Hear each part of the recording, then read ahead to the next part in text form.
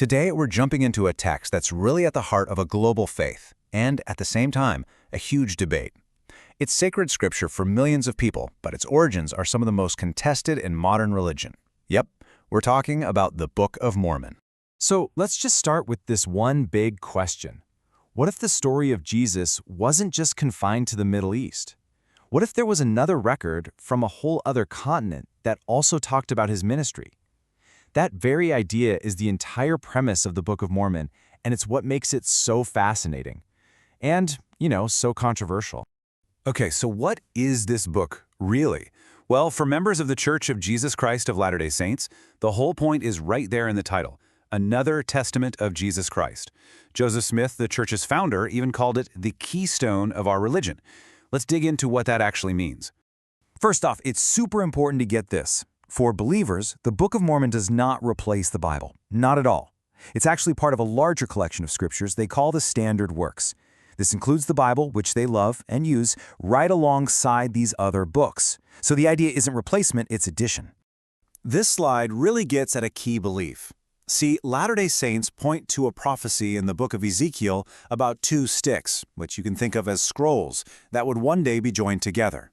For them, the Bible is the stick of Judah, the record from the Old World, and the Book of Mormon, that's the stick of Joseph, the record from the New World. The whole idea is that these two records come together to give a stronger, more complete testimony of Christ. All right, so what's actually in the book? If we put the origin story on hold for just a second, the text itself is this massive, 1,000-year-long story. It's a real epic, full of prophets, huge battles, and entire civilizations rising and falling, all on the American continent. The whole saga kicks off around 600 BC. A family escapes Jerusalem right before it's destroyed and sails to a new promised land in the Americas. Over hundreds of years, their descendants split into two warring nations, the Nephites and the Lamanites. Now, the absolute high point of the entire book is when the resurrected Jesus Christ actually appears and ministers to the people in the Americas. But unfortunately, the peace doesn't last. After centuries of conflict, around 421 AD, the Nephite civilization is wiped out. The last prophet, a man named Moroni, supposedly buries their history, which was written on golden plates. And that buried record? Well, it leads us straight into the most debated part of this whole thing, its modern origin. And this isn't just one story. We're talking about a tale of two completely different, competing accounts of where this book came from. So yeah, let's get into it. First up, you have the faith-based account. This is the official story, the one told by Joseph Smith and accepted by millions of believers as a literal, honest-to-goodness miracle. So the story goes like this. In 1823, the angel Moroni appears to Joseph Smith. After a few years of teaching him, he guides him to those buried golden plates. Smith said he was given these special instruments to help him translate the ancient writing. And then in 1830, that translation was published as the Book of Mormon. So for believers, the takeaway is simple. This is a real, ancient document translated by the power of God. But of course, that's not the only story out there. You also have historians, critics, and scholars who just don't buy the divine origin story, and they've come up with several other theories for where the book might have come from. These other theories usually fall into about three main buckets. The first is that Joseph Smith just made it all up, that he was a gifted storyteller who pulled from the popular ideas of his time. Another is the plagiarism theory, suggesting he borrowed really heavily from other books, especially one called View of the Hebrews. And a third theory says he had help, that he collaborated with smarter, more educated people to write such a complex book. And honestly, the debate around all of these is still going strong today. And all of this brings us right to the core tension of the Book of Mormon, this deep, fundamental clash between the world of hard evidence and the world of religious faith. And it forces you to ask a really interesting question, one that a lot of people of faith wrestle with. Can something be spiritually true, even if its historical claims run into major challenges from science and scholarship? And let's be clear, the challenges are pretty significant. Mainstream archaeology just hasn't found any evidence of the horses, steel, or chariots the book talks about in ancient America.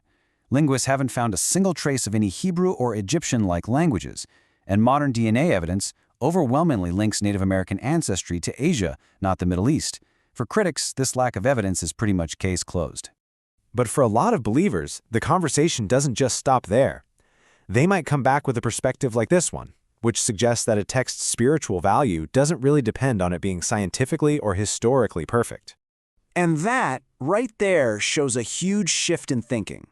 For many Latter-day Saints today, it's not about winning an archaeological debate. The focus has moved away from looking for physical proof and instead toward the book's spiritual value.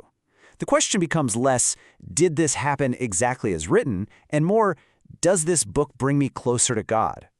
So this focus on personal experience, it leads us to the final, and for believers, the most important part of this whole thing, the book's own instructions for finding out if it's true.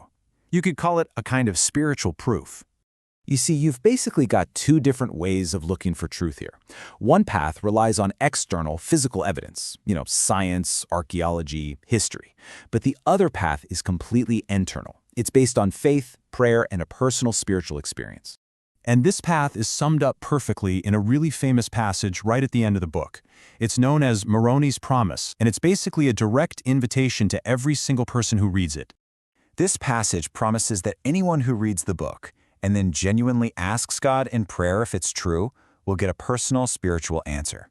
Honestly, this is the bedrock of belief for millions. It completely sidesteps the historical debate and says the ultimate test is a personal one between you and God. So you see, for the faithful, the proof is in the results, what you might call the fruit of the book. The ultimate question has nothing to do with DNA or ancient swords. It's all about personal change. Does reading this book help me become a better, more loving person? Does it help me live more like Christ? If the answer is yes, then for them, the book has proven its divine worth. And that leaves us with one final thought. Whether you see the Book of Mormon as ancient history or as brilliant 19th century fiction, its story makes us all ask a pretty big question. Where does the book's real value come from? Is it in its provable historical facts? Or is it in the faith, the community, and the meaning it inspires in millions of lives? That's definitely something to think about.